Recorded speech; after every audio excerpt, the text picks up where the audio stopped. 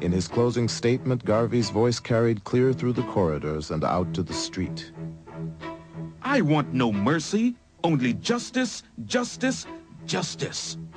I would not betray my struggling race. If I did, I should be thrown into the nethermost parts of hell.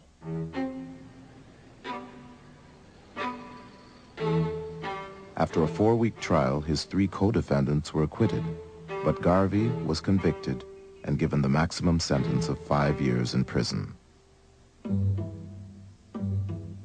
Hoover's agents had the UNIA under surveillance for years in search of damaging evidence.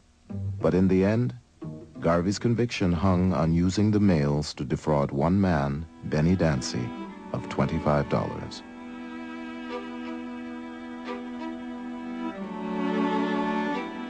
He took no advice. He did not heed advice. He felt that anything contrary to his view of things was an attempt to derail him or to deflect him from his goals. He had just an overweening confidence in his own ability in areas where he had no expertise, such as in the case of ships, in the case of trying a legal case, in his investment priorities. He just would not take advice. In February 1925, after nearly 2 years of appeals, Marcus Garvey was escorted to the Atlanta Federal Penitentiary as prisoner number 19359.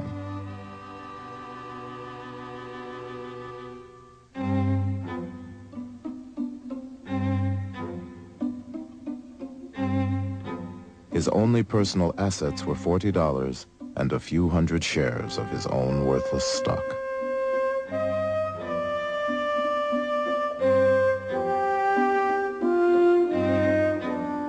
UNIA members believed their leader had been railroaded. To dampen their frustration, Garvey wrote a song. Let no trouble worry you.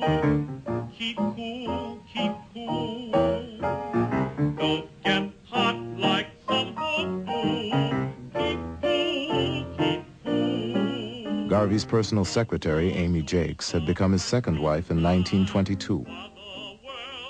While he was in prison, she and Garvey's followers struggled to keep the movement alive and raised tens of thousands of dollars for Garvey's defense. There's one group in rural Louisiana that gave on average 5 cents. They actually gave $8, but when you actually counted the number of people involved, it actually amounted to something like 5 cents each. And it actually showed the level of loyalty that the little people had towards Garvey and the movement. People around the world began to send in petitions and letters and so on. There were literally millions of signatures that were appended to petitions that were taken to various government agencies in Washington, D.C. In South Africa, people would have Marcus Garvey Sundays and pray for Garvey and so on.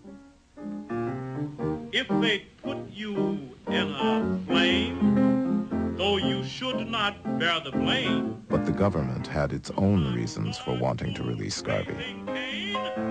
Keep cool. Garvey had very weak lungs, and he also suffered from heart disease. He suffered from bronchitis and a series of asthma attacks, was often put in the prison hospital. They feared that he could die or become severely ill, and it would just add to the martyrdom aspect of the Garvey movement and increase his following. And there was an election year coming up in the U.S., and the Republican administration felt that black folk, who were largely Republicans in those days, might vote for the other party if Garvey was not released.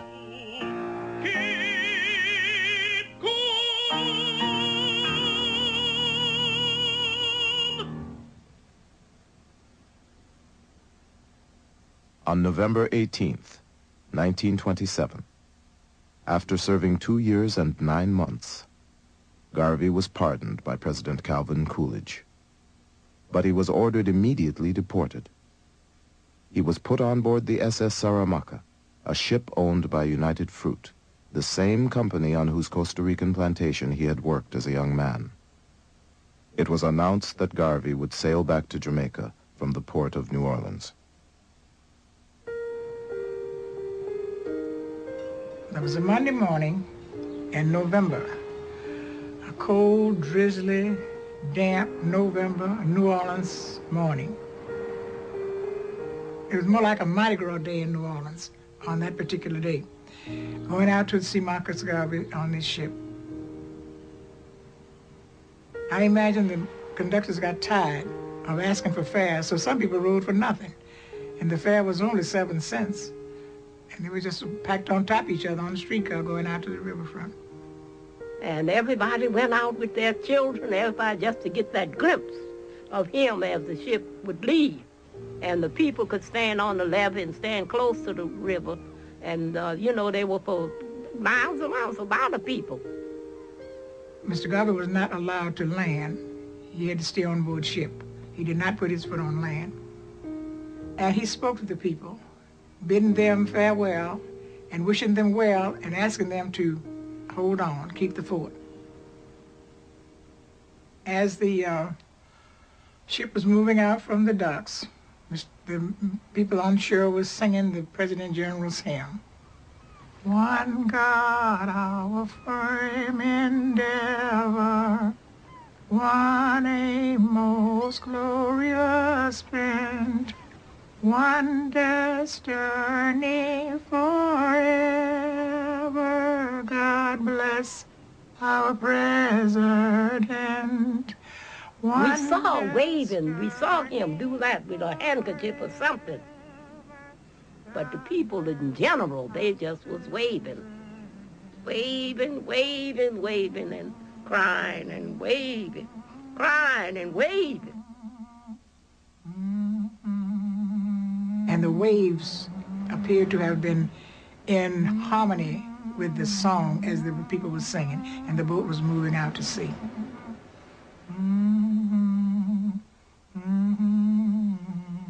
They felt they was losing their father. Somebody so close to them. Or losing themselves. What are we gonna do?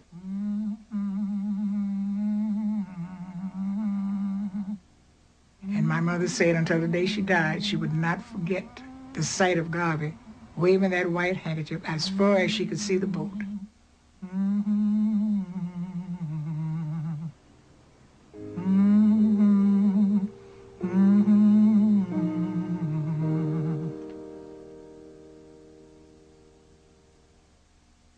Back in Jamaica, Garvey received a hero's welcome.